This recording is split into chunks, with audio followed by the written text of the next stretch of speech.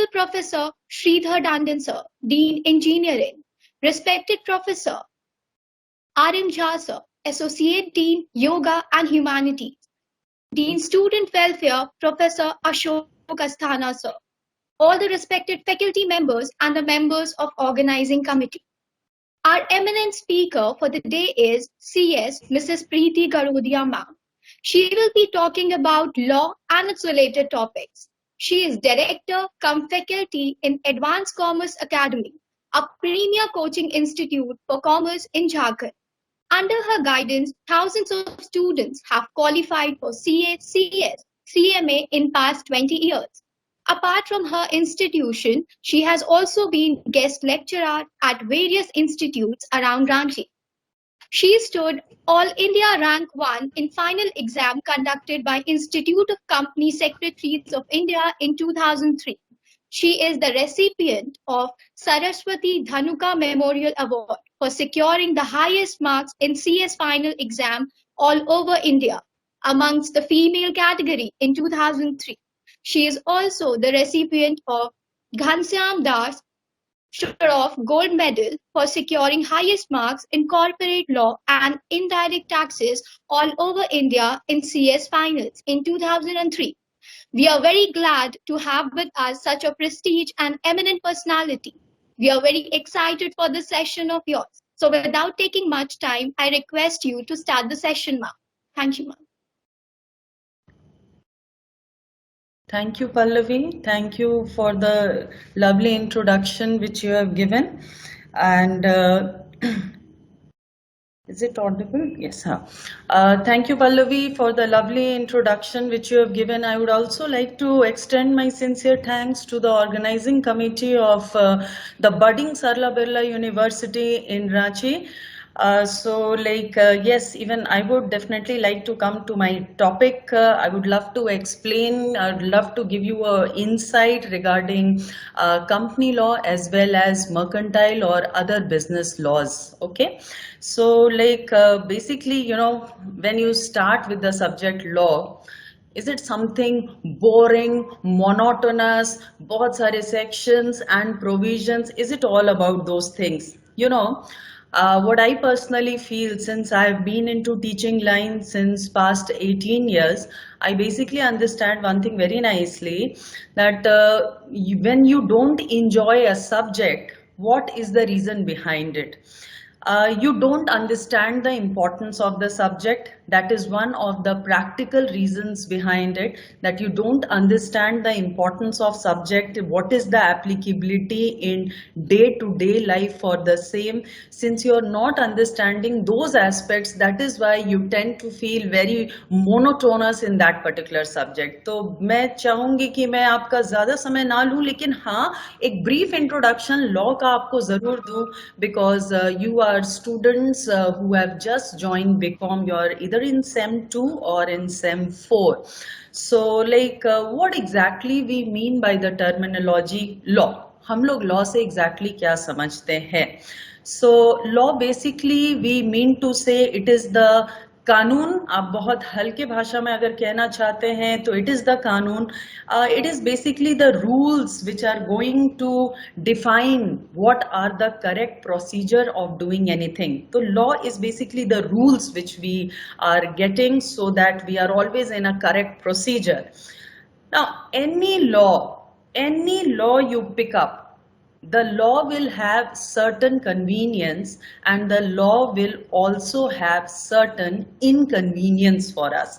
So what I mean when I'm saying that the law will have certain convenience and the law will have certain inconvenience also, what I am exactly trying to say.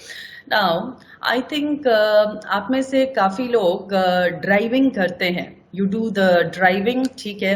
तो आप जब अपना 2 wheeler या 4 wheeler drive करते हैं तो by law कानूनी तरीके से इंडिया में मोटर व्हीकल्स एक्ट के तहत आपके पास में एक ड्राइविंग लाइसेंस होना चाहिए. तो as I said that the driving licence will definitely have certain convenience also and certain inconvenience also. What I mean by saying that it will have convenience, देखो अगर आप ड्राइविंग लाइसेंस है और उसके बाद आप अपने व्हीकल को रोड पर रन कर रहे हैं, अगर आपसे एक्सीडेंट हो भी जाता है तो do you know that having a driving licence will work in your favour, it will work in your favor. तो definitely it gives you convenience. भाई जितने लोग लाइसेंस के साथ में मूव कर रहे हैं इसका मतलब है कि वो सब एलिजिबल हैं रोड पर ड्राइव करने के लिए. इसमें कुछ इनकन्वीनियंस भी होती है.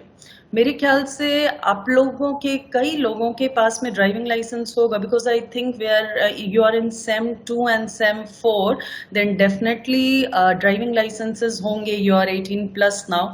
सो ड्राइविंग लाइसेंस बनाने के लिए आपको कुछ फॉर्मेलिटीज अंडरगो करने पड़े होंगे, आपको कुछ टेस्ट्स पास करने पड़े होंगे, आपको डेफिनेटली क्या करना पड़ा होगा, आपको एक बार कुछ पेमेंट्स भी करना पड़ा होगा. तो definitely you are having certain inconvenience also क्योंकि तुम्हें टेस्ट ड्राइव देना है, ठीक है, तुम्हें कुछ पेमेंट्स भी करना है, but it has convenience also. Any law which you pick up will have both convenience and inconvenience. अब आपको दोनों को तौलना चाहिए, वे करना चाहिए.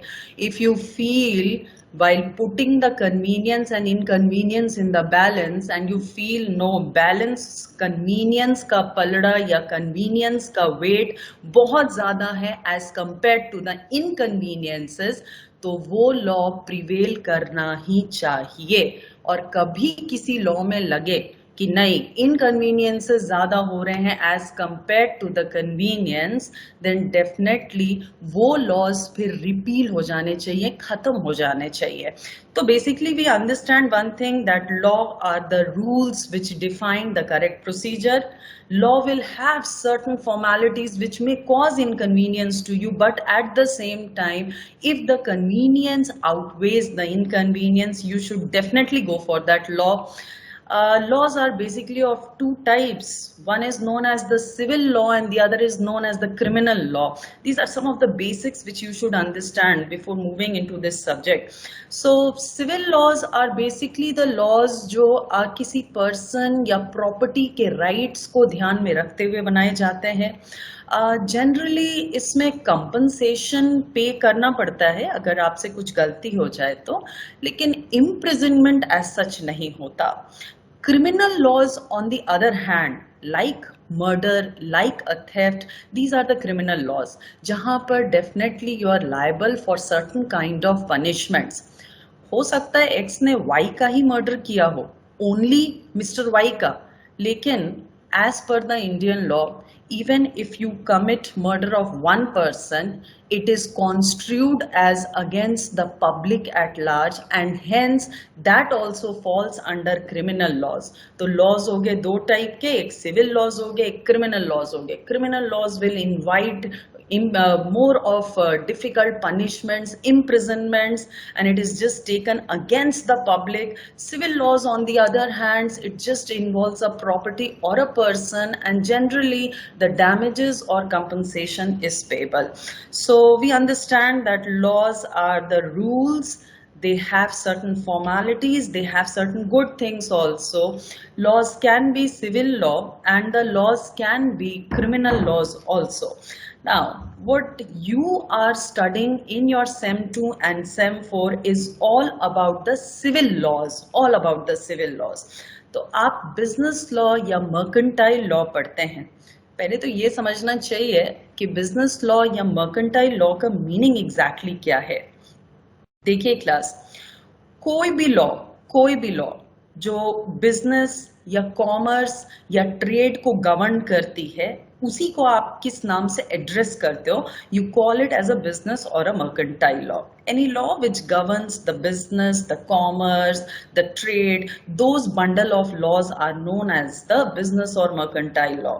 Now, since those laws are related to business and commerce, and you being aspirants of BCom, that's Bachelor of Commerce, इसीलिए आपको business laws या मर्केंटाइल लॉज का एक्सपोजर दिया जाता है at various levels, even at SEM 2, even at SEM 4. So basically we understand that once you are striving for a degree in Bachelor of Commerce, you should be exposed to the laws which are basically related to the commerce or the business world, and hence the business laws forms important course curriculum in your particular university. Now, why exactly we should study business law? Why exactly we should study business law? Okay, so business law basically जैसे आप पढ़ते हैं like contract act और अ cell of goods act और a partnership act और LLP और even अ companies act, ठीक है?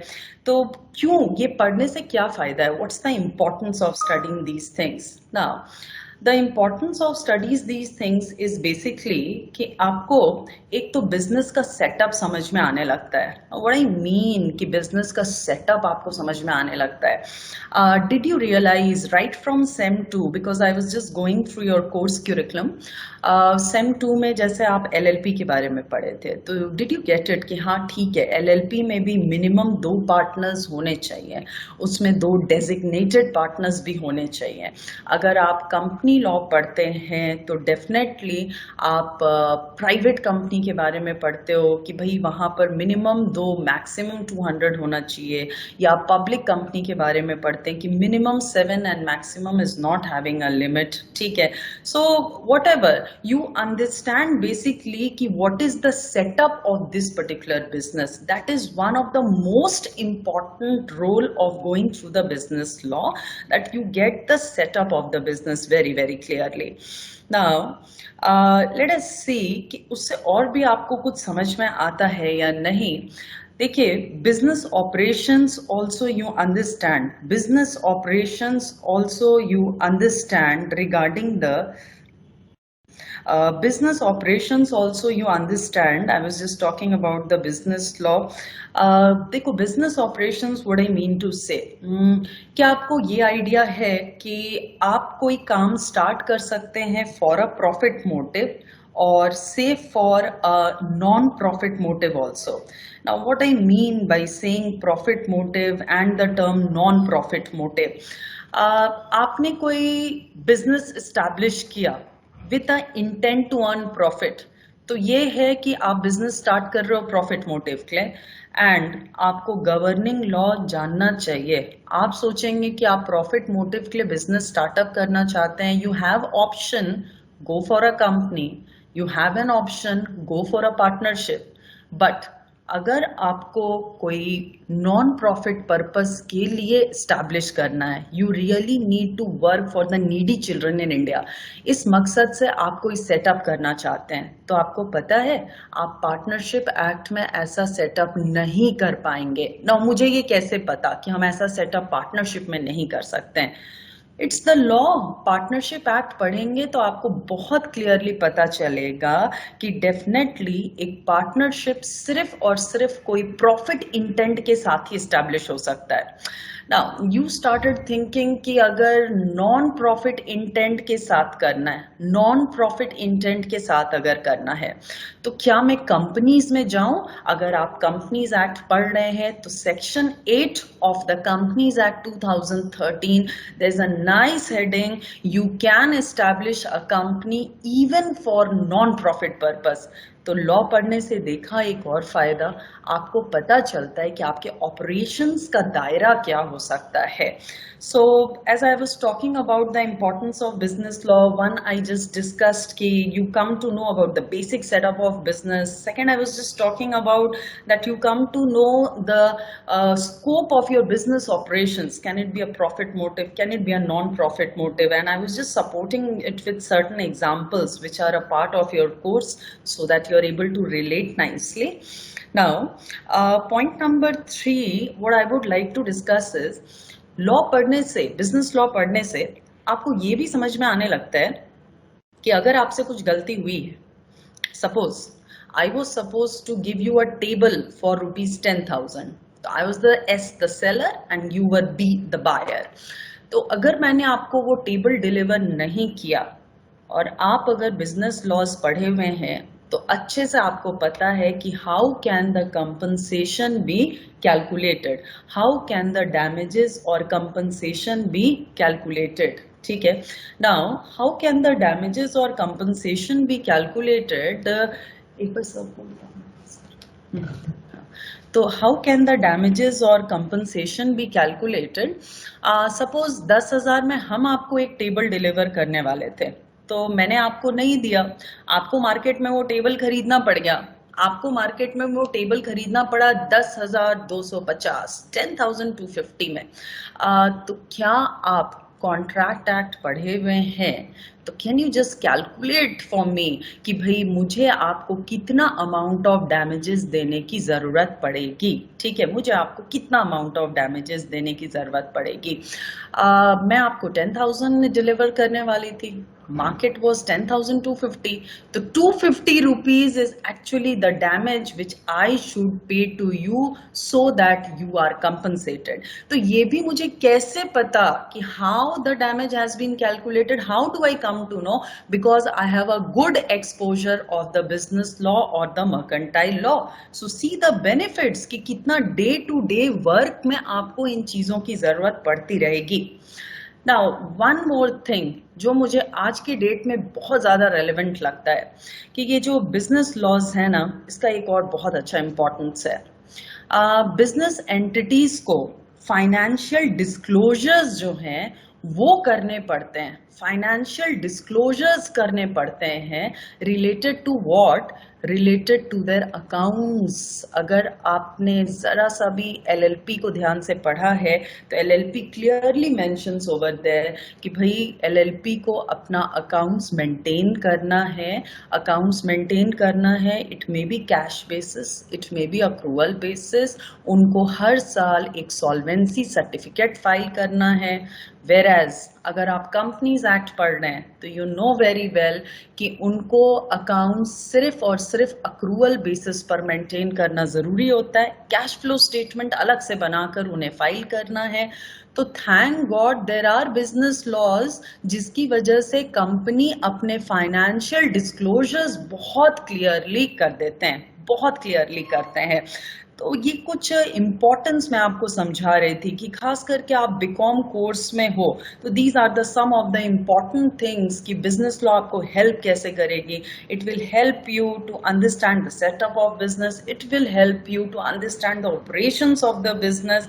डेफिनेटली डिस्प्यूट सेटलमेंट मैकेनिज्म इसकी वजह से आपको समझ में आता है कि कंपनसेशन कितना देना है, फाइनेंशियल इंफॉर्मेशन कितने रिलायबल हैं, क्योंकि गवर्निंग लॉ है, they are asking you कि accounts इस तरीके से prepare करो तो you can rely on the financial statements of these entities. So I think these are some of the very good and pertinent points जो business law की वजह से आपको ये फायदे मिलते हैं। Now इंडिया में business laws के sources क्या है? What I mean by this topic कि what are the sources of business law? You know what, first you should just try and understand one thing. You should just try and understand one thing that business law के sources क्या होने चाहिए। मुझे कैसे पता चलता है कि इंडिया में जो बिजनेस लॉज ऑपरेट कर रहे हैं मैं उसको समझना चाहती हूँ, उसमें क्या चीज़ें हैं मैं वो जानना चाहती हूँ। I want to know all those things. तो what are the things that I can look for? ये जो अभी लास्ट में मैंने सेंटेंस कहा ना, what are the things that I can look for, that is nothing but known as sources of business law. That is nothing but known as the sources of business law.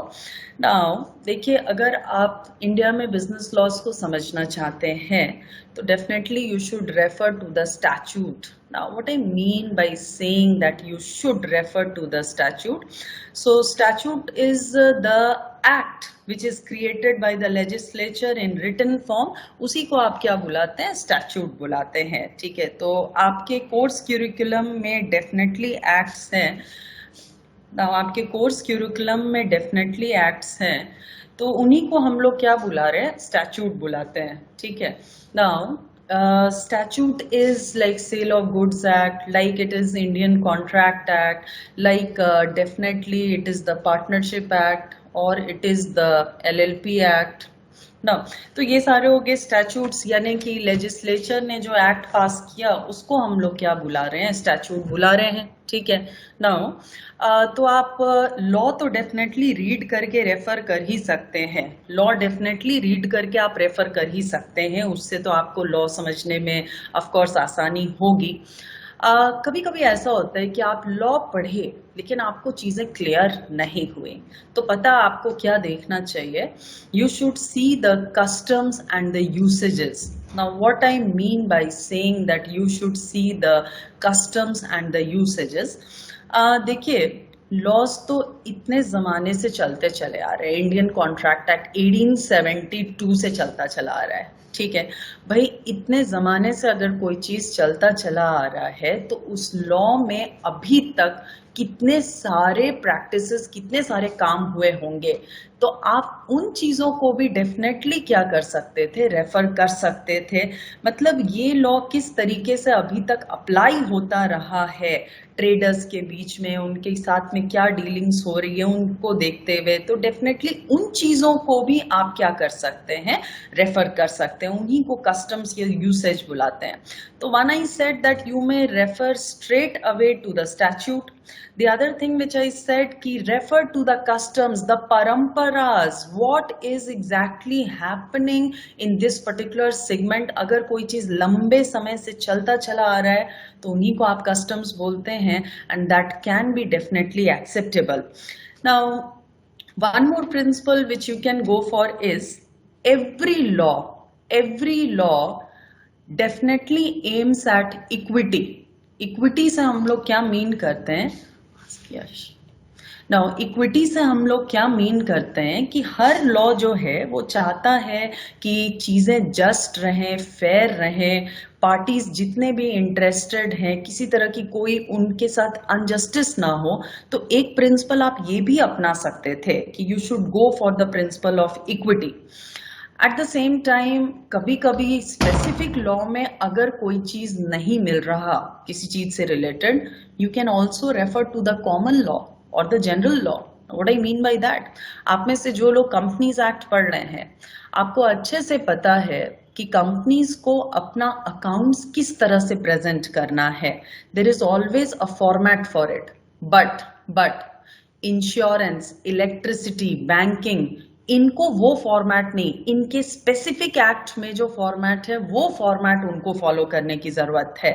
तो we are understanding one thing कि ठीक है अगर general law हम लोग refer करेंगे तो उससे हमें एक चीज की बेनिफिट मिलेगी, आपके स्पेसिफिक लॉ में अगर कोई अलग से प्रोविजन नहीं मेंशन था, इंश्योरेंस एक्ट में अकाउंट्स कैसे बनाना है ये मेंशन था, ऑडिट से रिलेटेड कुछ भी मेंशन नहीं था, तो आपको इमीडिएटली कंपनीज का जो जनरल लॉ है दैट इज कंपनीज एक्ट 2013 वो आपको रेफर कर लेना चाहिए था।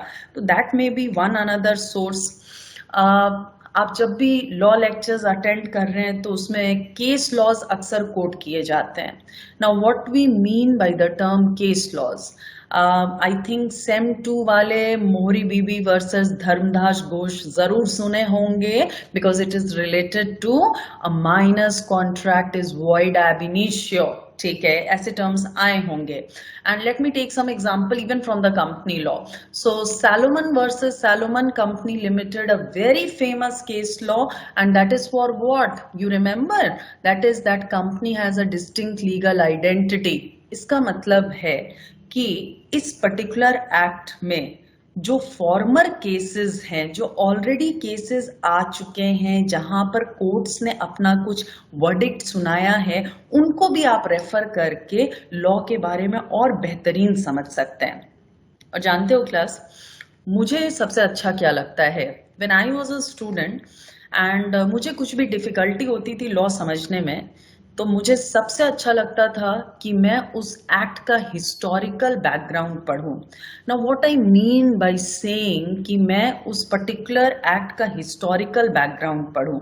Historical background what I mean to say is कि ये लॉ जब आया, फॉर एग्जाम्पल मुझे सेल ऑफ गुड्स एक्ट 1930 अच्छे से समझना है, तो you know what I will try to do, 1930 में ये एक्ट जब जुलाई में आई है तो उस समय क्या माहौल था, क्या प्रॉब्लम्स फेस कर रहा था सोसाइटी जिसकी वजह से ये लॉ बनाना पड़ा है।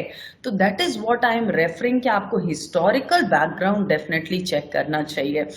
नाउ सपोज आई थिंक पूरा India the angry young man का फैन डेफिनेटली है। आपने बिल्कुल सही गेस कर लिया अभी तक, मैं अमिताभ बच्चन जी की बात कर रही हूँ।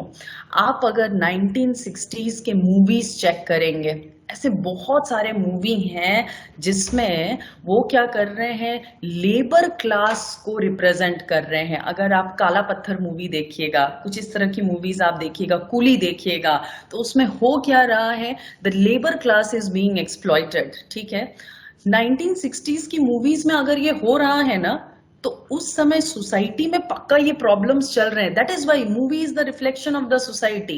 एंड हेंस तुम देखना कि इंडिया का काफी सारा लेबर लॉज जो है वो 1960s एंड अर्ली 1970s में ड्राफ्टेड है। ठीक है, तो बेसिकली अगर आप हिस्टोरिकल बैकग्राउंड में जाओगे ना लॉ का, ये लाने की जरूरत क्या पड़ी, then you will start feeling कि yes, you are able to appreciate the law properly. Now so basically you can also refer to the legal dictionary. तो लीगल डिक्शनरी अलग से एक डिक्शनरी आता है, जस्ट आस्क करके सब ठीक चल रहा है। नाउ लीगल डिक्शनरी एक नॉर्मल डिक्शनरी से थोड़ा अलग डिक्शनरी होता है। नॉर्मल डिक्शनरी में इंग्लिश के या हिंदी के सारे टर्म्स यूज्ड हैं। लीगल डिक्शनरी आप रेफर कर लोगे तो उसमें लॉ रिलेटेड टर्म्स ही आपको देखने को मिलेंगे और उसके डेफिनेशंस देखने को मिलेंगे। ठीक है, तो basically I was just trying to cover कि what are the sources of business law. आप अगर बिजनेस लॉ समझना चाहते हैं तो आपको कौन सी चीजों के ऊपर ध्यान रखना चाहिए। You should refer to the statute जो परंपरागत ढंग से कस्टम्स के जैसा चलता चला आ रहा है, वो आप देख सकते हैं, उससे आपको समझ में आएगी। Always law intends to follow equity, be fair and just. कभी किसी चीज के लिए स्पेसिफिक लॉ में कोई रूल ना मिले तो refer to the common law. Case laws are lovely to understand any particular law, वो और अच्छे से एम्प्लीफाई करते हैं the things which you have been studying in law. As I shared with you कि हिस्टोरिकल बैकग्राउंड जरूर देखिए। Law जब आया था तो उस वक्त प्रिवेलिंग सर्कमस्टांसेस क्या थे, उससे भी आपको डेफिनेटली समझ में आएगा। You can also refer to the legal dictionary. So I said a legal dictionary is something different from the ordinary dictionary, and you can go to any bookstore and you can ask for a legal dictionary. उसमें law से related terms बहुत अच्छे से well defined रहते हैं। These are the ways to understand any sort of law. Now law में sections बहुत सारे आते हैं। मुझे लगता है कि at your university level sections बहुत ज़्यादा याद करने की ज़रूरत नहीं पड़ती है, लेकिन मुझे ये आपके साथ ज़रूर थोड़ा डिस्कस करना चाहिए कि सेक्शंस का एग्जैक्टली इम्पोर्टेंस क्या है when you are reading any act. देखिए, मैं तो प्रोफेशनल स्टूडेंट्स को भी पढ़ाती हूँ। I guide students of CA CS also. Even I don't emphasise कि आप बहुत ज़्यादा सेक्शंस लर्न करिए, लेकिन एक्ट में सेक्शंस तो हैं, तो you should understand one thing कि भाई सेक्शंस का मतलब क्या है। Now when you are allocated roll number, तो क्या आपको ऐसा लगता है कि आपको आइडेंटिफाई करना इजी हो जाता है? योर यूनिवर्सिटी, कॉलेज और school is able to identify you easily. Similarly law में हम लोग हर पर्टिकुलर जो रूल्स बने हुए हैं, जो प्रोविजंस हैं, उसको हम लोग क्या दे देते हैं। So we'll just come to our law part, what I was talking about. I was just talking about the law with you, and I think I left on the topic कि sections के क्या फायदे हैं। मैंने sections को compare किया। तुम्हारा एक roll number है in your school, college, so the college authorities can easily identify you. It so becomes easier. Similarly, law में हर पर्टिकुलर प्रोविजन को हम लोग एक नंबरिंग दे देते हैं। तो उससे आपको आइडेंटिफाई करना इजी हो जाता है। मेरे ख्याल से इस मीटिंग में जितने पार्टिसिपेंट्स हैं, all in all, including me, including your ma'am, she is a ma'am to you but she is also my student ना, so all of us in this meeting, हम लोग हिंदी मूवीज हमेशा एंजॉय करते हैं, isn't it? और एक section तो आप सबको याद होगा, इसलिए नहीं कि आपके टीचर ने आपको बताया, क्योंकि आप हिंदी मूवीज के जबरदस्त फैन हैं, जहां पर आता है दफा 302 के तहत ताज़ीरात हिंद, फांसी की सजा सुनाई जाती है। Every child in India who grows up seeing the Bollywood movies are aware of this particular section. बाबू, what is this 302? You know what's this 302? It is the section the judge has quoted from the Indian Penal Code. तो आप कहेंगे कि section coat करने से फायदा क्या हुआ? सामने वाले बंदे को अगर कैपिटल पनिशमेंट दिया जा रहा है या लाइफ टाइम इम्प्रिजनमेंट दिया जा रहा है, तो आपके जज ने, ऑनरेबल जज ने आपको क्लियर कर दिया है कि वो 302 के तहत आपको ये सुना रहे हैं फैसला।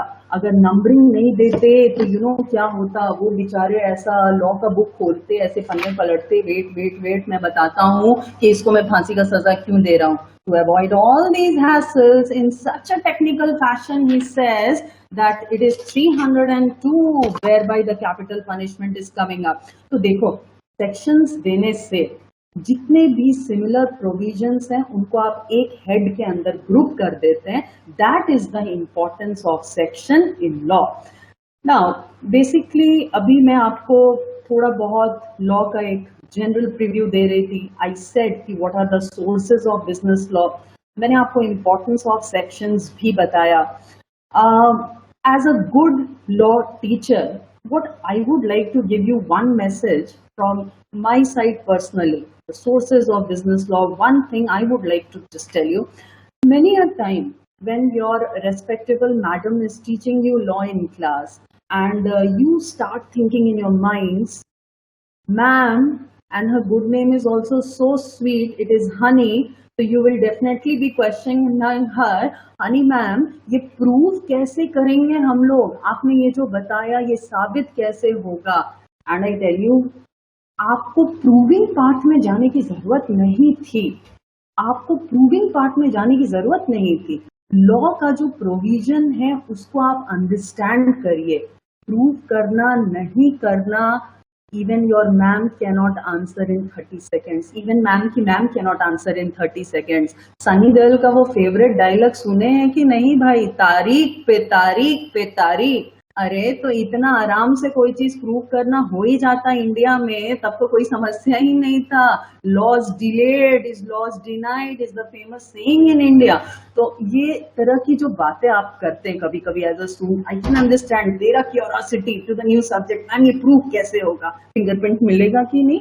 थोड़ा बहुत एसीपी प्रद्युमन से भी तो मोटिवेटेड हो आप लोग, तो फिंगरप्रिंट पर भी पहुंच जाते हैं।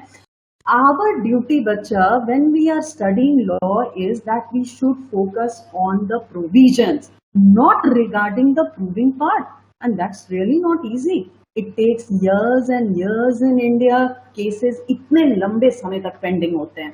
तो इस चीज पर ध्यान रखना कि आप जब सेशंस लॉ के अटेंड कर रहे हैं तो प्रोविजन अंडरस्टैंडिंग पर ध्यान दीजिए instead of moving to the proving part of the same.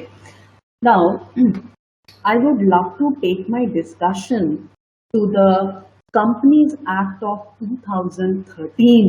Take. I think you have the knowledge that Companies Act 1956 was succeeded by Companies Act of 2013.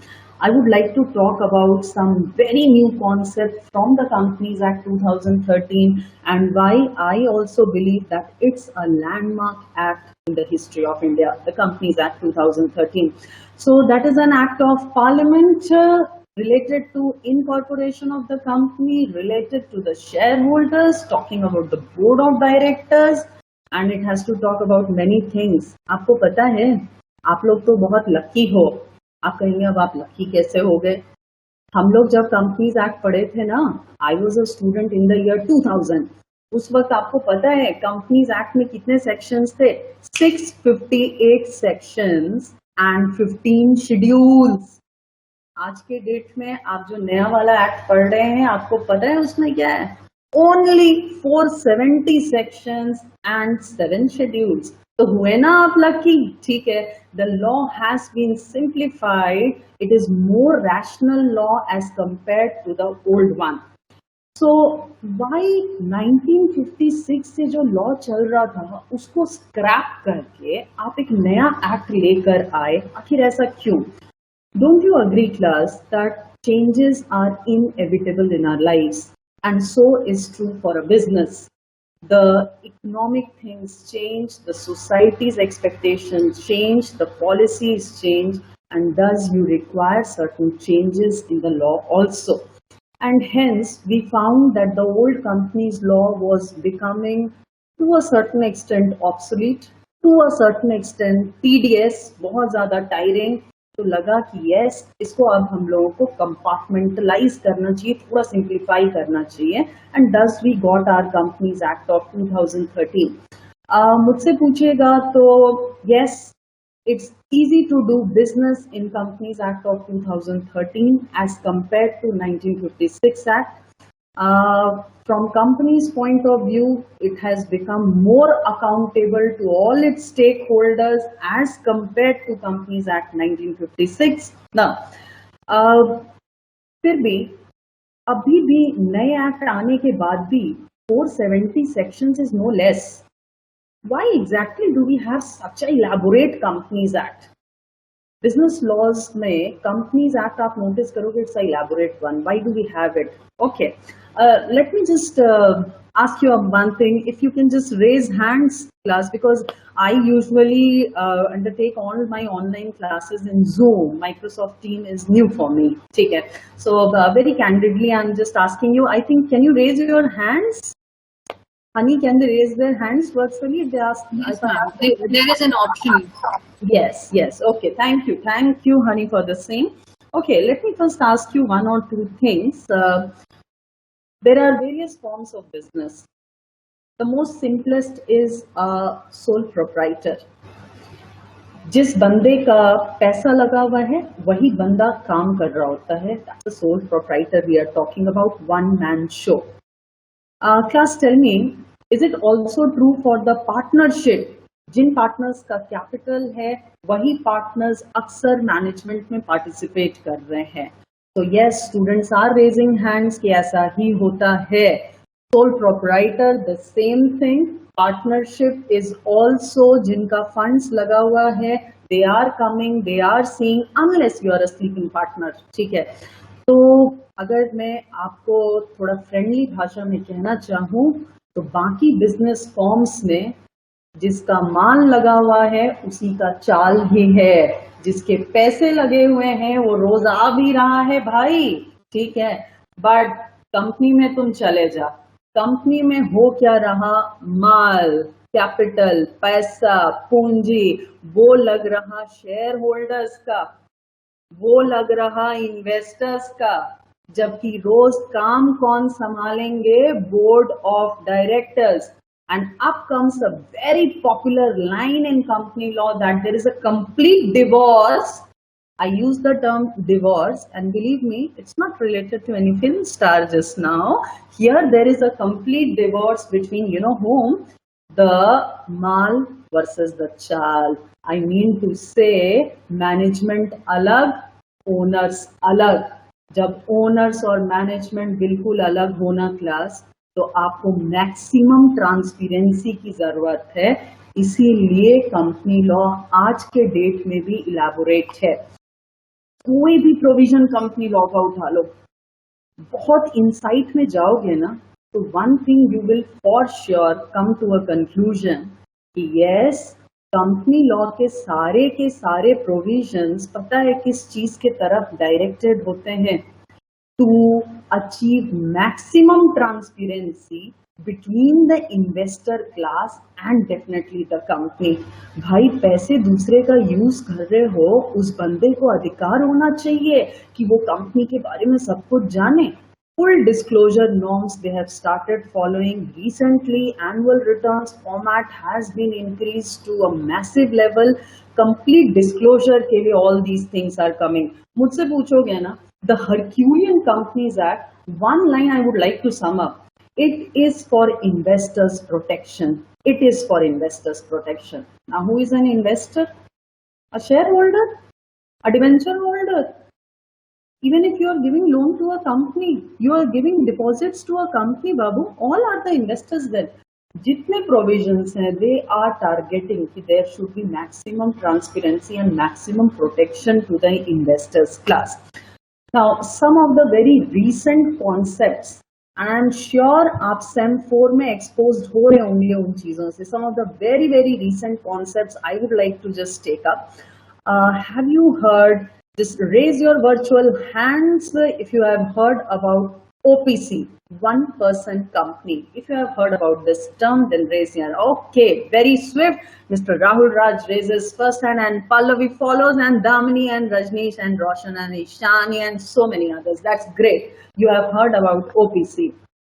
It's a revolution in Companies Act 2013. I would love to discuss 2 or 3 topics from the recent act of 2013, which I feel will have a big role to play in changing the business scenario of your country. First, I would like to pick up is the OPC, one person company. Now, one person company. If you feel, यार पहले भी तो एक बंदा India में business कर ही सकता था, उसी को तो सोल प्रोप्राइटर बोलते थे, अब ये ओपीसी आकर क्या तीर मार लिया. लॉ पढ़ोगे तब तो समझोगे ना कि क्या तीर मारा है ये आकर. अगर आप सोल प्रोप्राइटर थे, the one man show, you were personally liable for all the creditors of your business. आप अपने बिजनेस के एसेट्स से अगर बिजनेस की लाइबिलिटीज का पेमेंट नहीं कर पा रहे तो डेफिनेटली आपके पर्सनल असेट्स भी स्टेक पर चले जाएंगे. That is the sole proprietor. घर का सोफा सेट बेच के पेमेंट करना पड़ सकता है. वेरी ब्लंटली इफ आई से, this is what I mean by saying कि आपके पर्सनल एसेट्स भी लायबल हो जाएंगे. अगर मैं ओपीसी बना लूं तो one person company, I will enjoy what you know OPC. उस कंपनी का जो असेट्स है वो उस कंपनी के लाइबिलिटीज के लिए ऑफ कोर्स यूज होगा. But if I am that one person who has floated the OPC, मेरे पर्सनल असेट्स कहीं सीन में नहीं आएंगे. तो कितना मजा है. I do business as a one person with that corporate मुखोटा on. I have that corporate shield on. That is the part which you should be able to appreciate. तब तो आपको मजा आएगा अंडरस्टैंडिंग की ओ वाव कॉन्सेप्ट है ये वन पर्सन कंपनी. पहले इंडिया में ये प्रिविलेज नहीं था. तो since when you start understanding दो स्मॉल थिंग्स ना, you start enjoying law. That's the biggest advantage of OPC.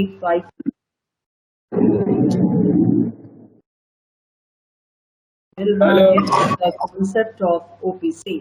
So now, can we have some other small concepts also which I would like to discuss related to the new act? तो मुझे एक मेरा बहुत पसंदीदा area one person company होता है because it has encouraged entrepreneurship to a large extent in your country. Have you heard small company? Can we have our virtual hands if you have heard anything about the small company? Anything in your course curriculum if you have just heard about the small company? Yes, again. So Rahul raises hands very quickly. ये तो मुझे मानना पड़ेगा. Honey, Rahul class में इतना ही alert रहता है कि नहीं, ये बता दो. Yes, ma'am. He's very alert. One of the few students who generally tends to answer. Okay, that's good. Okay, now so let us talk about the small company. Small company course में पढ़े आप. Okay, ठीक है. It's a private company जिसका paid up share capital और turnover एक certain amount को exceed नहीं करता है, तो उसी को आप स्मॉल कंपनी बुलाते हैं. ये डेफिनेशन खाली पढ़ के आगे निकल जाओगे ना तो मजा नहीं आएगा. It's this. मजा कब आएगा मालूम है? जब आपको हम ये बताएं कि ठीक है, small company is a private company जिसका paid up share capital and definitely the turnover does not exceed certain limit. ठीक है. यानी कि ये छोटे कंपनीज हैं, स्मॉल कंपनीज हैं। इसका मजा क्या है मालूम? जब आपके नॉलेज में ये भी बात आए that if you qualify to be a small company, आप बहुत सारे एग्जेम्पशंस इंजॉय करेंगे अंडर द कंपनी लॉ। ये जब तक सामने वाला नहीं जानेगा उसको कुछ मजा नहीं आएगा स्मॉल कंपनी का कॉन्सेप्ट समझने में। तो small companies are private companies as I said you, जो कि बहुत सारे प्रिविलेजेस इंजॉय करते हैं। Let me discuss some of the privileges. I know आपका कोर्स क्यूरिकुलम शायद इतना डिटेल नहीं हो, but you will definitely enjoy the same, ठीक है। नाउ इनको एनुअल रिटर्न्स, एनुअल रिटर्न, एक तो नया वर्ड लॉ में देख के कभी परेशान नहीं होना। एनुअल सालाना, return piece of information, annual return. ना एनुअल रिटर्न्स जब ये फाइल कर रहे होते हैं, अगर कंपनी में कंपनी सेक्रेटरी है तो वो साइन कर दे, या कोई एक डायरेक्टर भी साइन कर सकता है। अदर कंपनीज के लिए थिंग्स आर इलेबोरेट, ठीक है। Similarly remuneration to directors, private company को बहुत कंप्लीट डिस्क्लोजर करना है। अगर स्मॉल कंपनी है तो आप बहुत सारे डिस्क्लोजर से बच जाएंगे। कैश फ्लो स्टेटमेंट इनको बनाने की जरूरत नहीं है। ऑडिट रिपोर्ट में सर्टेन एग्जेम्पशंस हैं। बोर्ड मीटिंग साल में 4 नहीं, सिर्फ 2 बार, सिर्फ 2 बार। तो देखो ये जब आपको मैं बताऊं ना कि देखो स्मॉल कंपनी को ये फायदे मिले हुए, अरे तब मजा आता है कि okay, that is why small businesses want to qualify as a small company, क्योंकि वो बहुत सारे कंप्लायंसेस से बच जाएंगे। This is what you should try to understand in law lectures कि when a new concept has been taught, just think about it कि ये होने से क्या फायदा है, तो आपको मजा आएगा। तो मुझे लगता है एक डोरमेंट कंपनी, ये कितने लोग सुने हैं? डोरमेंट कंपनी, डोरमेंट कंपनी कितने लोग सुने हैं? ये फटाफट वर्चुअल हैंड। हाँ, राहुल इस बार आपको टक्कर बहुत लोग दिए हैं। चलिए ठीक है, ओके, ऑल फाइन। तो we were talking about dormant company. आपको पता है क्लास, हम जब अपने सीए लेक्चर्स में भी ना डोरमेंट कंपनी को डिस्कस कर रहे होते हैं, तो जानते हो क्या होता है? डोरमेंट कंपनी जैसा नाम वैसा काम, ठीक है। अक्सर मेन किसी चीज को जब कुछ दिया गया है ना क्लास, उससे भी आपको मीनिंग बहुत हद तक क्लियर होना चाहिए।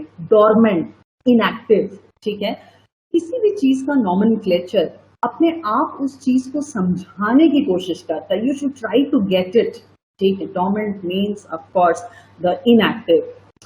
पता है क्लास, एक ही चीज एक्सेप्शन है इसमें, और वो पता है क्या है? हम लोग। नाम है विद्या और अंगूठा छाप। नाम है प्रेम, लेकिन एक भी बोली प्रेम से नहीं निकल रहा होता, ठीक है। Only human is an exception. Otherwise जो नॉमेनक्लेचर्स दिए जाते हैं ना, वो सोच समझ के दिए जाते हैं। For example dormant company. So even in my CA lectures, when I teach them dormant company, they have one of the curiosity.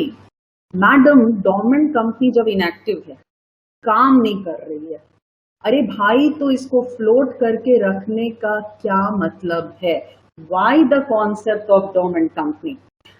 If you have gone through the definition of dormant company, you should understand 2 aspects. एक category वो company का है जो कुछ properties hold कर रहे हैं, specially intellectual properties, और रजिस्टर्ड हो चुके हैं, लेकिन वो अभी अपना कोई ऑपरेटिंग लाइन ऑफ बिजनेस नहीं कर रहे। दूसरा कैटेगरी जो डोरमेंट के डेफिनेशन में कवर्ड है, वो है इनएक्टिव कंपनी।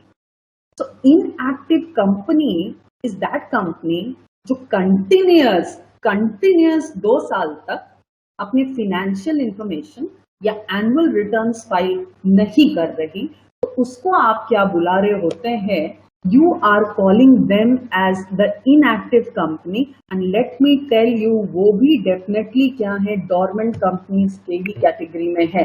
वो भी क्या है? dormant companies के ही कैटेगरी में। आप सोच रहे होंगे भाई dormant company का फिर क्या मतलब है एग्जैक्टली? ये कंपनीज बनाए क्यों जाते हैं? Let us try and understand that, ठीक है। Let us try and understand that. Now देखो क्लास, कोई इंटेलेक्चुअल प्रॉपर्टी तुमने होल्ड की, तुमने कोई फॉर्मूला डिजाइन किया किसी चीज को बनाने का, तुमने क्या किया भैया? पेटेंट भी ले लिया, आप काम शुरू करेंगे बट इन फ्यूचर, लेकिन आप चाहते हैं हम कंपनी बनाकर रख लें। You can do it in this modern companies act of 2013, जो पहले पॉसिबल नहीं था। तुम एक बना लो डोरमेंट कंपनी और आराम से जब आप काम स्टार्ट करेंगे you can straight away start with the work. उस समय कोई फॉर्मेलिटीज की जरूरत नहीं। एक हिस्सा तो ये है डोरमेंट कंपनी का, और जानते हैं class there is a second हिस्सा ऑल्सो, इनएक्टिव कंपनीज जिनको डोरमेंट बुलाया जा रहा है, जो कंटिन्यूस 2 साल तक फाइनेंशियल इंफॉर्मेशन और रिटर्न्स फाइल नहीं किए। देखो आप ऐसा क्यों नहीं किए, कोविड आ गया होगा, काम करने में दिक्कत हो रही होगी, लेबर नहीं है तुम्हारे पास, पूरा वर्ल्ड डिस्टर्ब है इंक्लूडिंग इंडिया, आप काम नहीं कर पाए, आपने अपना इंफॉर्मेशन वगैरह फाइल नहीं किया, 2 साल ऐसे ही बीते। आप अपने आप को डोरमेंट कंपनी के जैसा जरूर डिक्लेयर कर दीजिए। पता है इससे फायदा क्या होगा, कल को दिन जब सिचुएशन नॉर्मल हो जाएगा तो immediately you can start with the work again. अगर ये प्रोविजन नहीं रहता तो पता है क्या करना पड़ता, तुम्हें एक बार वाइंड ऑफ करना पड़ता और 2 साल के बाद जब सिचुएशन ठीक होता तो फिर से इनकॉर्पोरेशन के सारे स्टेप्स अंडरगो करने पड़ते हैं। Thank God there is a concept of inactive company कि आप डिक्लेयर कर दो ना अपने आप को इनएक्टिव, और जब सिचुएशन ठीक हो you can start with the work. कोई अलग से इनकॉर्पोरेशन की फॉर्मेलिटीज की जरूरत नहीं है। This is the backdrop of the dormant company. Instead of straight away reading the text, straight away reading the materials, you should try to probe behind the scene कि ये आया तो इसके पीछे का लॉजिक क्या रहा होगा। आप वो समझोगे ना तो आप ये पेपर बहुत ज्यादा एंजॉय करोगे। मेरे पास बहुत ज्यादा टाइम तो नहीं है because I will be having my next lecture, लेकिन मैं एक और कॉन्सेप्ट जरूर डिस्कस करना चाहूंगी। CSR, corporate social responsibility, that's another thing which I'm able to appreciate with the new Companies Act. CSR, corporate social responsibility. Have you heard this term, Bacha? Have you heard the term corporate social responsibility? I don't know exactly. Okay, Roshan this time, yes, Roshan and Ritika this time raises their hands. Okay, very good. There are many who have heard it. That's great. देखो हनी ने सब आपको अच्छे अच्छे concepts बताए हैं ना। So let us try to see what exactly CSR concept. कोई भी वर्ड देखकर उसका रूट वर्ड पे जाओ। कॉर्पोरेट सोशल रेस्पॉन्सिबिलिटी, कंपनीज की समाज के तरफ जिम्मेदारी, corporate social responsibility, whereby at least 2% of the average net profits of the preceding 3 financial years you are supposed to invest in some social activity. बहुत सही है। कंपनी आप इंडिया का हवा, पानी, लेबर, जमीन सब कुछ इस्तेमाल करके आपका बिजनेस इतना बूम पर जा रहा है, भाई समाज के तरफ भी कुछ दायित्व निभाइए। And up comes the heading corporate social responsibility to make them realise कि सोसाइटी से आप सारे इनपुट्स लेते हो, प्रोसेसिंग करते हो, वापस आउटपुट सोसाइटी को ही बेचते हो, तो भाई सोसाइटी के लिए कुछ करना बनता है कि नहीं। And that is why up comes the CSR concept ना। कभी कभी ना दिमाग में ख्याल क्या आता है, ये कैसे होता है, न्यू एक्ट में CSR आ गया, किसने सोचा, रात में सोए सपने में आ गया कि CSR डाल देना चाहिए तो आ गया। नहीं, जानते हो क्लास ये चीजें इंडिया में आती कहां से है। Everyone looks forward to more better than you.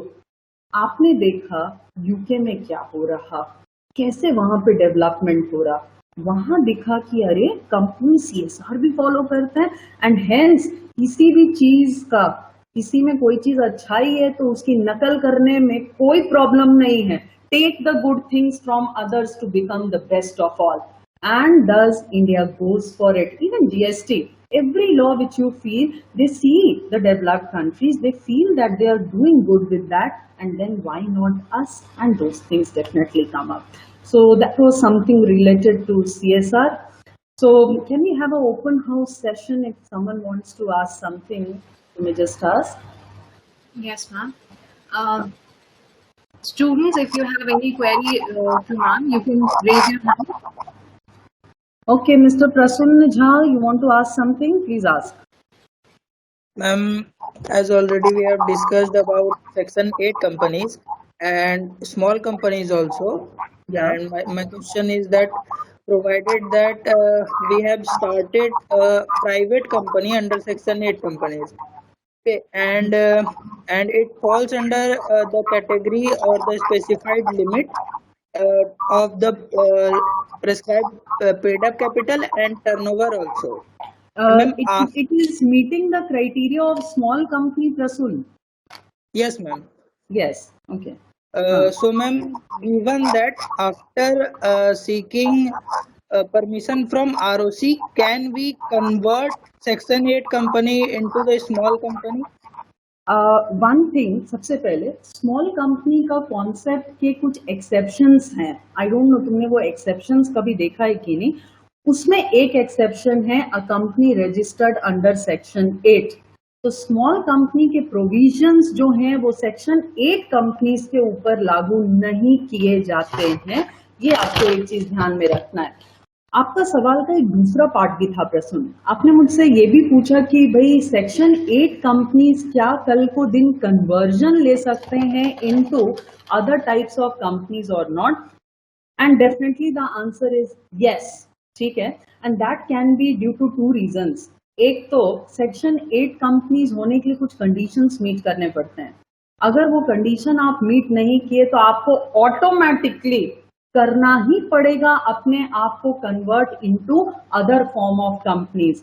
लेकिन अगर आपने कन्वर्जन लिया तो आपको जितने भी प्रिविलेजेस मिले हुए थे ना एज सेक्शन 8 कंपनी, वो सारे के सारे प्रिविलेजेस उसी दिन से छिन जाएंगे and you are suppose to do compliance like जो भी कन्वर्जन आप लिए हैं वो कंपनी के जैसा आपको कंप्लायंस करना पड़ेगा.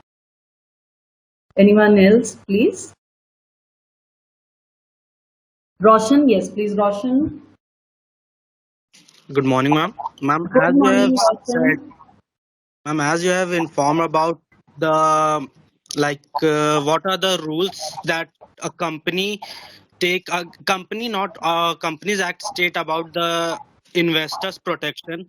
Is there any rules for the creditors also, like they also gives some raw materials or something on credit basis? Then how can, if they're winding up situation, how a company act defines that? Yes. Okay. Okay, Roshan.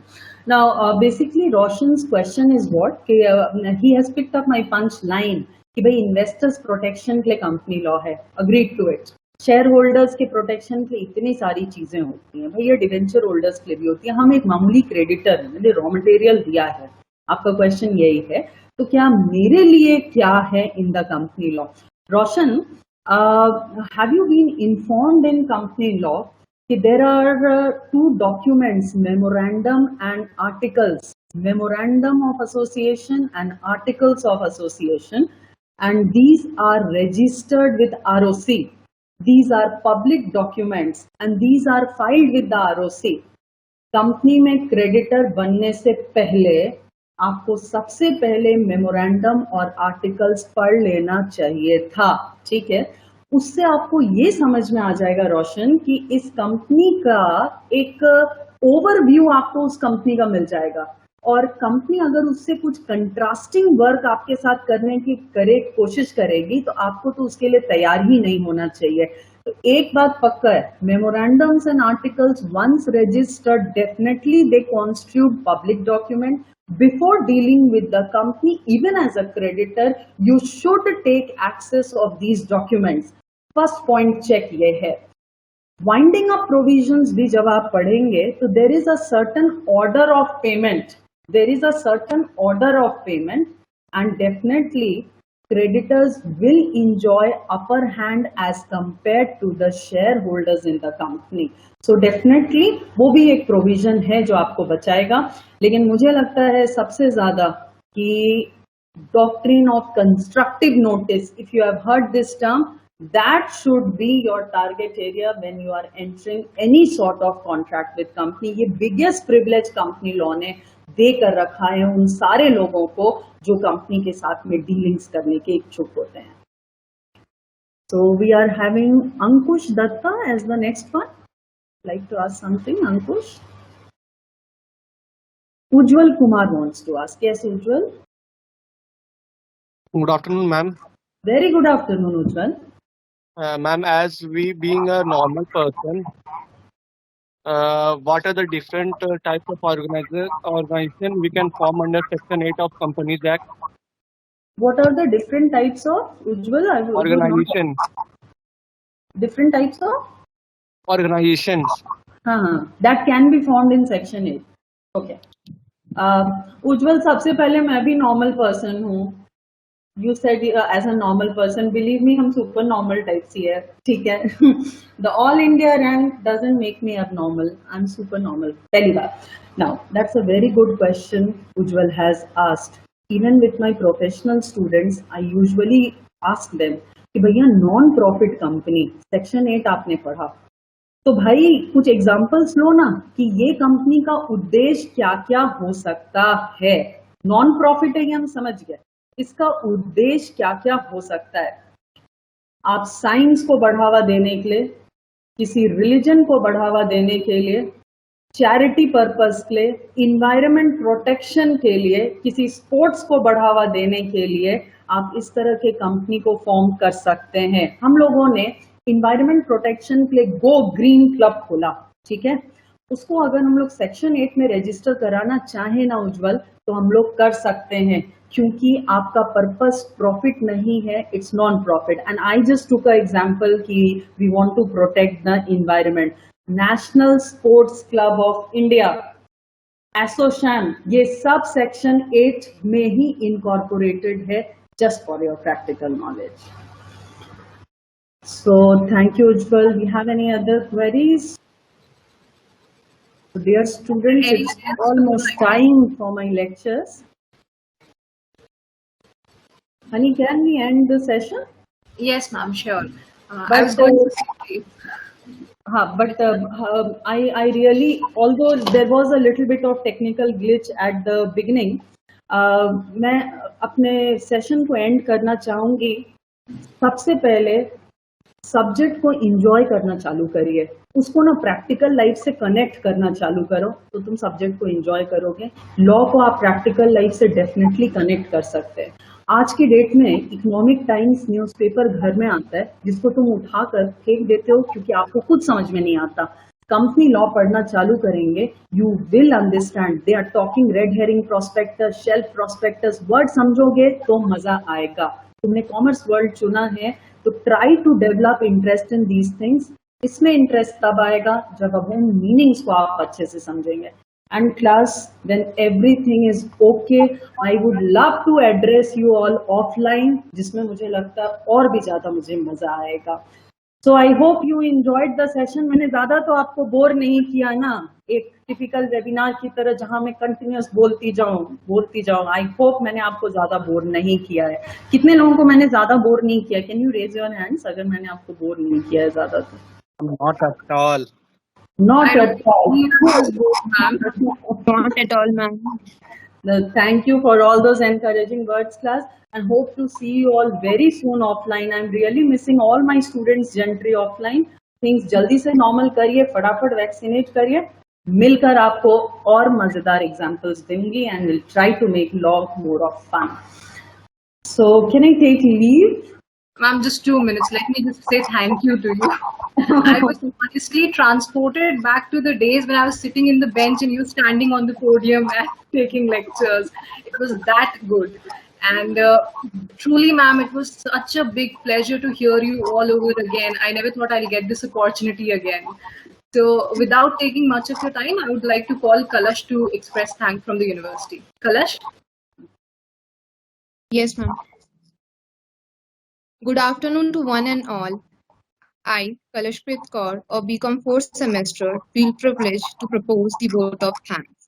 Thank you to Mrs. Preeti Garodia, ma'am, for giving us such a wonderful insight about the topic, laws and its importance for us. We have learned a lot from today's session, whether it is about convenience or inconvenience of law, or it is about in-depth knowledge of law and its importance and its benefits in our life. By quoting several examples, ma'am had explained it so beautifully. It was really an informative session for us, ma'am. Now, I would also like to thank our Honorable CEO, Dr. Pradeep Verma sir, Vice Chancellor, Dr. Gopal Pathak sir, our Registrar, Dr. V.K. Singh sir, Dean IDCS, Professor Sanjeev Bajaj sir, Dean Engineering, Professor S.D. Dandin sir, Associate Dean and Humanities, Dr. R.M. Jha sir, Dean Student Welfare, Professor Ashok Asthana sir, Dr. Pooja Mishra ma'am, Professor L.G. Hani ma'am, Professor Karan Pratap Singh sir. Last but not the least, thank you to our wonderful audience for being so eager to learn. Thank you.